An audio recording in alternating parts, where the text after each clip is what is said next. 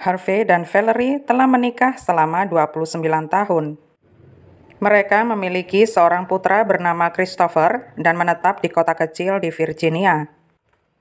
Harvey dan Valerie sangat terkenal di wilayah itu dan keduanya sangat dicintai.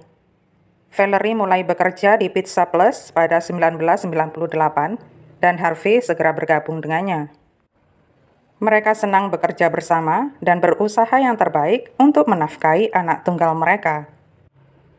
Pada 30 Maret 2009, seorang karyawan di sana menelpon 911 sekitar pukul 8.40 pagi.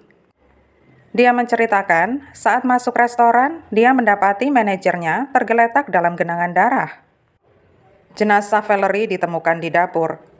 Dia dipukuli habis-habisan dan tenggorokannya disayat. Terdapat cipratan darah di seluruh oven pizza, rak penyimpanan, dan meja. Jenazah Harvey ditemukan di luar pintu belakang. Tenggorokannya juga telah disayat, tetapi kemudian terungkap bahwa Harvey sebenarnya telah meninggal karena stroke. Luka di tenggorokannya ada sesudahnya. Pembunuhnya mencoba membersihkan TKP saat hendak meninggalkan restoran. Pel bersimbah darah ditemukan di dekat pintu, dan alat pemadam api penuh darah telah dikembalikan ke tempatnya. Di wastafel tampak ada tetesan darah.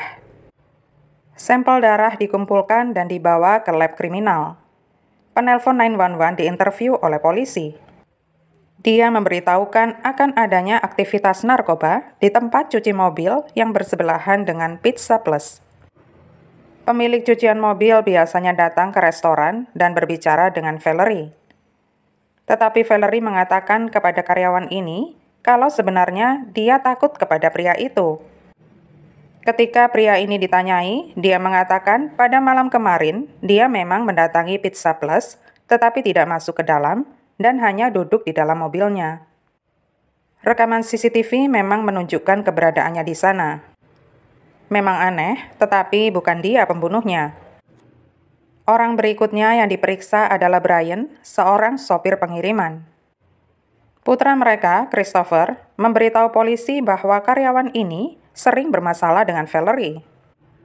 Sopir ini mengakui kalau dia memang sering bertengkar dengan Valerie, tetapi pada malam kematian, dia meninggalkan restoran sekitar pukul 11 sampai 11.15 malam dan semuanya tampak baik-baik saja. Dia mengatakan mampir ke rumah teman, dan temannya itu juga mengonfirmasi demikian. Sopir pengiriman pun dikesampingkan. Polisi mendapat banyak informasi terkait kasus tersebut. Salah satu informasi datang dari seorang narapidana di penjara Tazewell County. Pria itu mengatakan dia mendengar dari seorang bartender lokal bahwa dia dan dua temannya pergi ke restoran itu untuk merampoknya. Bartender itu rupanya mengatakan kepadanya bahwa dia mengira teman-temannya itulah yang membunuh Harvey dan Valerie. Tetapi setelah ditelusuri, ternyata sang bartender tidak pernah memberitahu siapapun hal semacam itu dan narapidana itu hanya membual. Bartender itu pun dikesampingkan. Polisi kembali ke TKP dan mereka tidak dapat menemukan DNA orang lain di sana.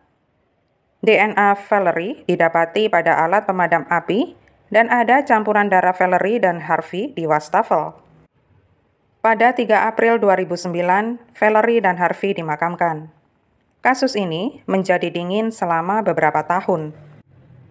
Polisi tidak memiliki tersangka atau petunjuk baru. Pada Oktober 2012, Detektif Michael ditugaskan penuh waktu untuk mengatasi kasus ini.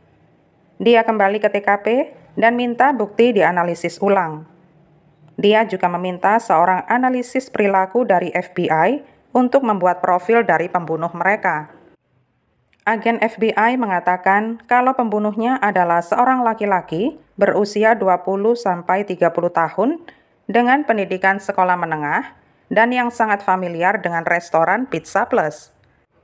Pada November 2012, polisi mengincar Christopher, putra Harvey dan Valerie. Christopher memang kooperatif, tetapi sebatas menjawab pertanyaan dengan jawaban ya atau tidak saja. Christopher kembali diinterview dan dia juga lulus tes poligraf. Pada Januari 2013, polisi menanyai Lynn, seorang sahabat pasangan tersebut dan sekaligus ibu baptis Christopher. Polisi membaca bahwa Lynn curiga kalau Christopher telah melakukan kekerasan terhadap Valerie hanya beberapa minggu sebelum dia meninggal. Lynn melihat memar-memar di tubuh Valerie yang diakui Valerie didapatnya dari kekasaran Christopher atasnya. Polisi tahu kalau Christopher sedang membutuhkan uang besar dan dia tinggal bersama mereka pada saat pembunuhan itu terjadi. Sebenarnya Christopher menjadi penerima asuransi jiwa orang tuanya sebesar 3,5 miliar, tetapi sayangnya tidak pernah dia dapatkan. Pada 13 Februari 2013, Christopher didudukkan bersama seorang sersan dan seorang interrogator profesional. Christopher kembali dihadapkan pada kebohongan yang disimpannya selama ini.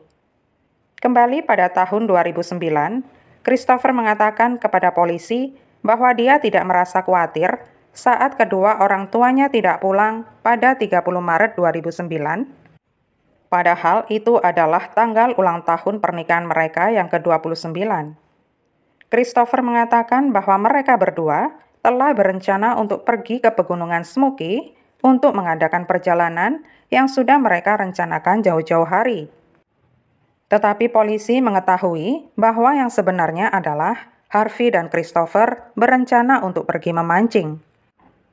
Polisi juga memberitahukan kepada Christopher bahwa pembunuhnya meninggalkan DNA sentuh di TKP, sekalipun mereka mengenakan sarung tangan. Sang interrogator mendesak Christopher untuk memberitahu mereka apa yang sebenarnya terjadi. Karena merasa terdesak, akhirnya Christopher dengan setengah berbisik mengatakan pembunuhan itu dilakukannya secara tidak sengaja. Christopher mengungkapkan bahwa pada hari kejadian, dia datang ke Pizza Plus dengan maksud berbicara dengan kedua orang tuanya untuk meminta uang dengan jumlah yang tidak sedikit kepada mereka. Christopher dihadapkan pada sejumlah uang jaminan pengadilan yang harus dibayarnya tepat waktu.